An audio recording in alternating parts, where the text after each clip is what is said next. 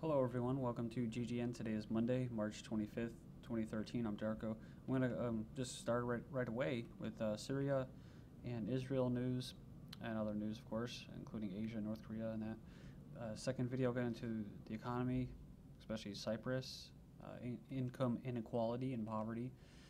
And then in the third video, I'll get into some war on terror, liberty, sovereignty, with a little bit of eugenics sprinkled in there. So we have propaganda. Fox News analyst says very high probability Iraq hid WMDs in Syria. So the two big forms of propaganda coming out of the West are against North Korea and WMDs in Syria right now. If you haven't watched television, which is probably good if you don't. But it says here, this bit of propaganda is only used to throw some crap up against the wall and see if it sticks. If it doesn't, then there will be more sock puppets, with talking points on Syria. There is zero verifiable information in McCurney's report. An Iraqi major general said something, but what is his name? Is he still in position today? Could he shed some light? So it says here, if Saddam Hussein had WMDs, he would not be handing them over to Shiite governments that he is not in good terms with. It is obvious that there are gears at work attempting to create an impediment to go to war in Syria. These chemicals, or this chemical weapons story, that even the Obama regime is very skittish about, is also part and parcel of their handiwork.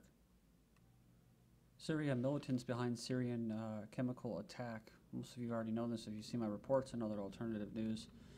Intelligence reports say foreign-backed militants fighting against the Syrian government have carried out the chemical attack that killed 25 people. It's interesting too because you're hearing that there was an attack. This is if you're watching mainstream media. There wasn't attack. There was attack, there was an attack, there was attack, and if there was attack, then it was definitely the Assad government. If there, it would definitely not be the rebels. But if the rebels were doing it, then there was an attack. The preliminary investigation suggests that the chemical weapons used in Syria in the attack was a lacrimatory agent, not a nerve agent. And remember, we just covered MI6. MI6 was actually in Syria collecting ground samples, dirt samples, that the deaths were caused by suffocating on chlorine-based gas that was injected into a rocket. The use of the agent, which is a lower-tech solution, suggests that foreign-backed militants in Syria have developed the capability to make crude but lethal chemical agent devices on their own. The West drops Syria WMD narrative as evidence points to Western armed terrorists. For the US, UK, France, and its regional partners, including Israel, Saudi Arabia, Turkey, and, of course, Qatar, nothing would have suited their interest more than if the recent chemical attack reported in Aleppo, Syria turned out to be or could have been portrayed as being the work of the Syrian government, or even loose weapons that had fallen into the hands of al-Qaeda terrorists. The West both arms and condemns simultaneously. However, a strange silence has fallen across the Western media regarding the chemical attack, which Israel had even claimed to have confirmed. But it says a recent report coming out of London Telegraph has convincing evidence that implicates the West terrorist proxies as the perpetrators and go far as explaining the otherwise silence exhibited by Wall Street and London's propaganda machine. Titled Syria's Chemical Weapons Finger Pointed at Jihadists. The military's version of events is the homemade rocket was fired at a military checkpoint situated at the entrance to the town. The immediate effects were to induce vomiting, fainting, suffocating, and seizures among those in the immediate area. Second source, a medic at the local civilian hospital, said that he personally witnessed Syrian army helping those wounded and dealing with the fatalities at the scene. That Syrian soldiers were among the reported 26 deaths has not been disputed by either side. And most of you remember this. CNN reported it in December of last year. The U.S. and some European allies are using defense contractors to train these Syrian rebels on how to secure chemical weapons stockpiles in Syria. Russia says UN chemical weapon probe must focus on Syrian militants. Russia says the UN probe into the alleged use of chemical weapons in Syria should focus exclusively on their use by the foreign-backed militants, usually al-Nusra, al-Qaeda-linked terrorists. So he says that Ban Ki-moon's remarks that investigators should have also looked at alleged chemical attacks, saying that there have been no other chemical attacks in Syria. He criticized Ban's broader probe proposal as an attempt to turn the UN investigation into an element of additional pressure for government or regime change in Syria. And another article like last week, nothing shocks me anymore, but sometimes something does. And articles like this, I just can't believe that they actually put it out. In Raqqa in Syria, it says largest city held by Syrian rebels, Islamists provide electricity, bread, and order. So see, we call them Islamists when the West is funding terrorism, then they're called Islamists. But then, when they're fighting for their sovereignty or they're just fighting against Western imperialism, then they're terrorists instead of militants. So this is like other places, right? Like before Iraq was bombed, they had air conditioning, they had running water, they had electricity. In Libya, same thing. They've been sent back to the Stone Age right now, and now they have these quote Islamists that want to impose Sharia law, basically flying the Al Qaeda flag. This is what the Western United States has supported and funded Al Qaeda. I mean, that's a fact. But it's just unbelievable they put this out here. They were saying that these terrorists are providing electricity, bread, and order. Well, that's because the same terrorists blew up a lot of the bread shops. Their job, according to the Brookings Institute policy for regime change, think tanks and stuff, and what the West and these Al-Qaeda terrorists are doing, they're following a narrative, and that is to create disorder. So that they can come in and create order, then they can offer their bread and provide electricity, all things that were provided before. They say Raqqa is a shining example of what can happen when you kill a bunch of innocent people. It says people are afraid of us, and some of them even started writing the warnings on the shops themselves, talking about spray painting warnings to would-be thieves on shop shutters. Syrian rebel coalition crumbling, president resigns. So the rebel military chief rejects new prime minister. The National Coalition for Opposition Revolutionary Forces has repeatedly claimed to be on the brink of unifying the rebel movement in a way that would facilitate more international aid.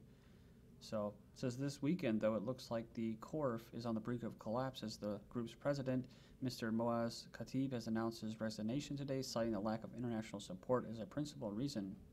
He had only held a position for months and was controversial in being one of the few rebel figures who gave lip service to negotiated settlement.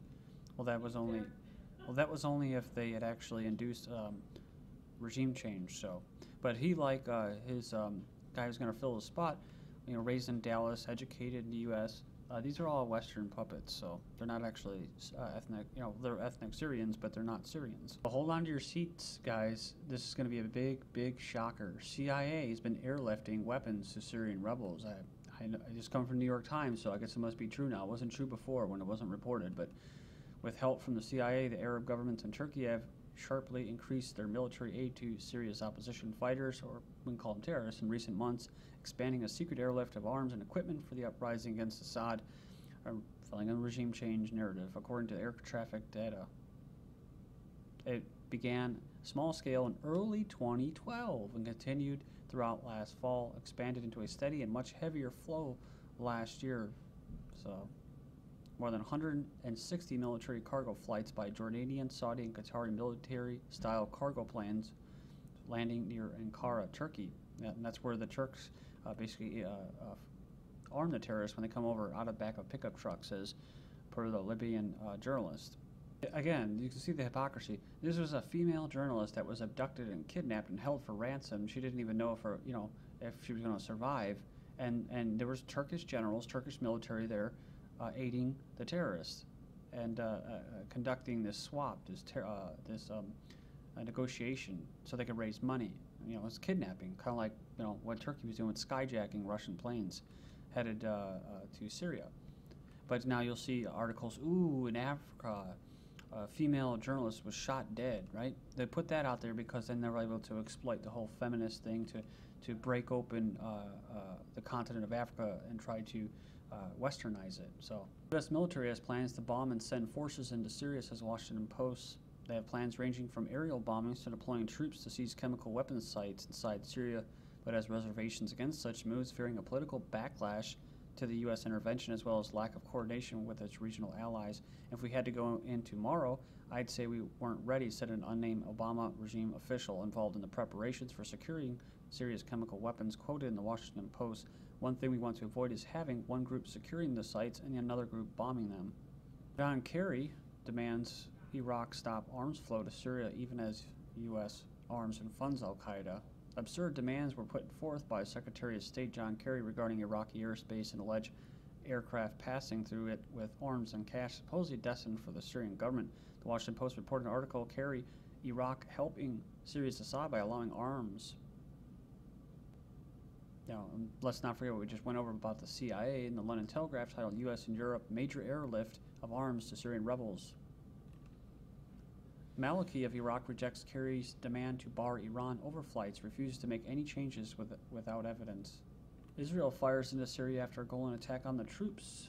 So this is from March 24th. It says Israel said it fired into Syria on Sunday and destroyed a machine gun position in the Golan Heights from where shots had been fired at Israeli soldiers, in a further spillover of the Syrian civil war along a tense front. And of course, they say they're immediately not clear whether Israel held Syrian troops or rebels responsible. Shells have fallen several times inside Israeli-controlled territory. That's land that they stole during the Syrian civil war, which is actually an invasion by foreign-backed mercenaries and terrorists. So if you like the word games there, I have to put that out there because it's just completely rife with disinformation, misinformation.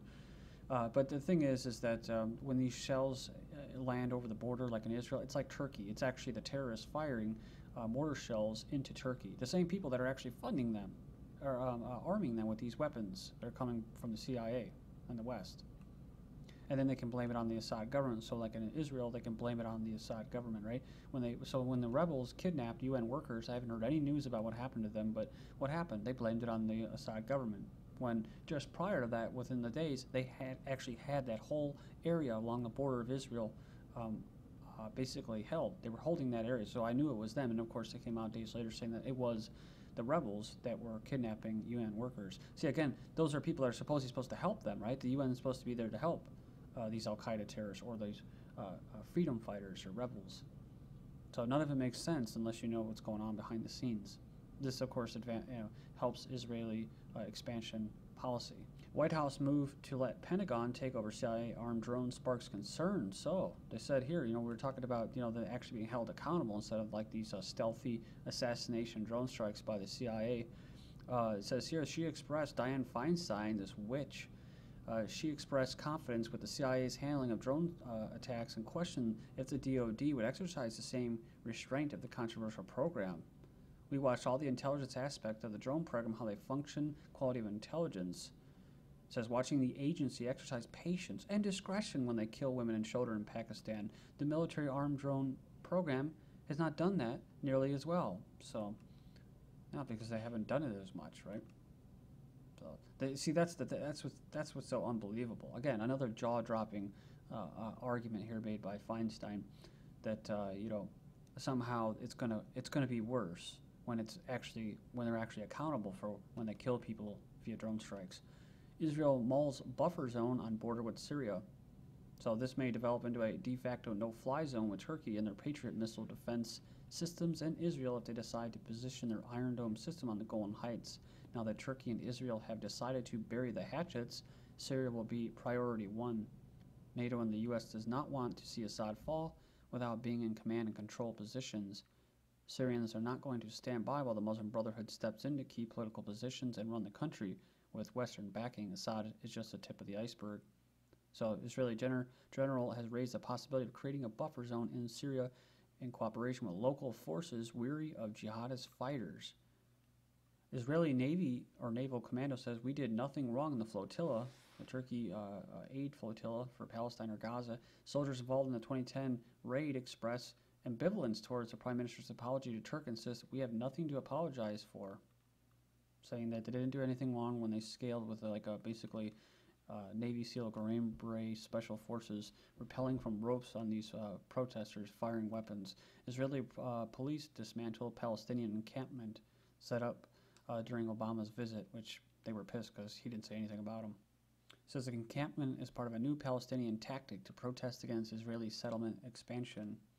Libya transferring $2 billion to Egypt's bank. So that's pretty interesting, isn't it?